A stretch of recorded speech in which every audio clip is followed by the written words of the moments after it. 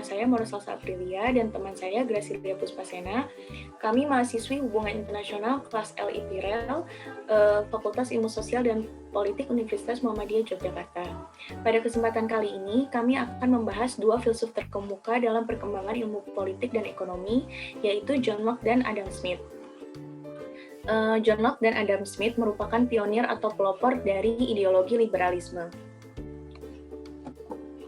Video ini terdiri dari yang pertama, kami akan membahas biografi dari John Locke dan Adam Smith, kemudian buku atau karya yang diterbitkan oleh John Locke dan Adam Smith, dan yang terakhir adalah pemikiran dari John Locke dan Adam Smith yang berpengaruh dalam perkembangan ilmu politik dan ekonomi. Kemudian selanjutnya adalah biografi John Locke.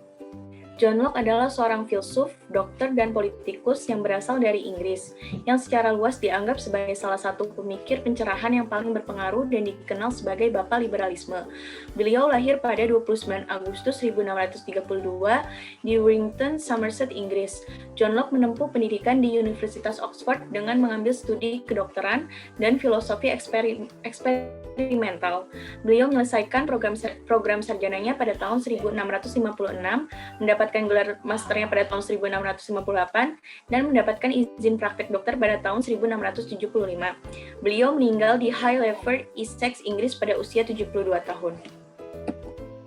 Kemudian selanjutnya adalah buku karya John Locke. Yang pertama adalah A Letter Concerning Toleration. Awalnya dimaksudkan sebagai surat pribadi untuk seorang teman.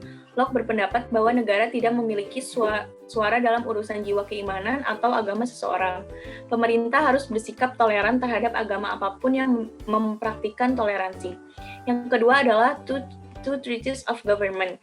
Karena gagasan radikal yang disajikan dalam buku ini, Locke menerbitkannya secara anonim. Pada edisi atau risalah pertama, berisi reaksi terhadap prinsip populer yaitu jure divino atau hak ilahi raja yang menyatakan bahwa legitimasi politik raja-raja melalui keturunan langsung dari Adam. Dalam risalah kedua, Locke berpendapat bahwa legitimasi mengalir dari persetujuan yang diperintahkan dan sebagai akibatnya monarki absolut tidak pernah dibenarkan. Dan yang ketiga adalah An Essay Concerning Human Understanding. Pada esai ini, Locke berusaha untuk menunjukkan bahwa manusia tidak dilahirkan dengan ide atau keyakinan bawaan, tetapi mereka datang ke dunia sebagai lembaran kosong. Kemudian, pemikiran John Locke.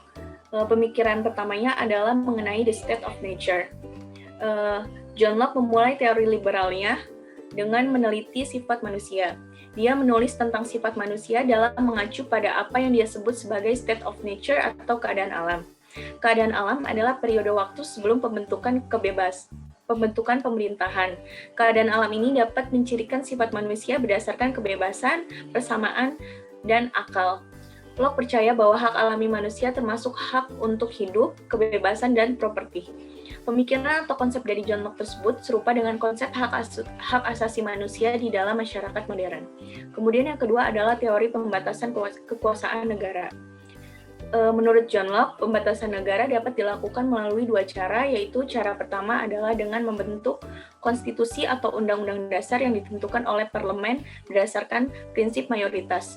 Cara kedua adalah adanya pembagian kekuasaan dalam 3 unsur atau lebih dikenal dengan sebutan trias politika, yaitu pembagian kekuasaan berdasarkan legislatif, eksekutif, dan yudikatif. Di dalam sistem kenegaraan Locke, tetap ada kemungkinan penyalahgunaan wewenang oleh pihak-pihak yang berkuasa atas rakyat. Oleh karena itu, menurut Locke, rakyat memiliki hak untuk mengadakan perlawanan terhadap pihak eksekutif bila mereka telah bertindak di luar wewenang mereka. Kemudian saya akan menjelaskan tentang biografi Adam Smith. Adam Smith adalah sosok yang menjulang dalam sejarah pemikiran ekonomi atau biasanya disebut sebagai Bapak Ekonomi. Nama lengkap Adam Smith adalah John Adam Smith. Catatan sejarah hidup Smith dimulai pada pembaptisan tanggal 5 Juni 1723 di Kirkcaldy, Skotlandia. Kelahiran tepatnya tidak berdokumen. Smith memasuki Universitas Glasgow di Skotlandia ketika dia berusia 13 tahun. Dia mempelajari filosofi. Kemudian Smith mendaftar untuk studi pascasarjana di Balliol College yang bergengsi di Universitas Oxford. Tahun-tahunnya di sana sebagian besar dihabiskan untuk pendidikan mandiri.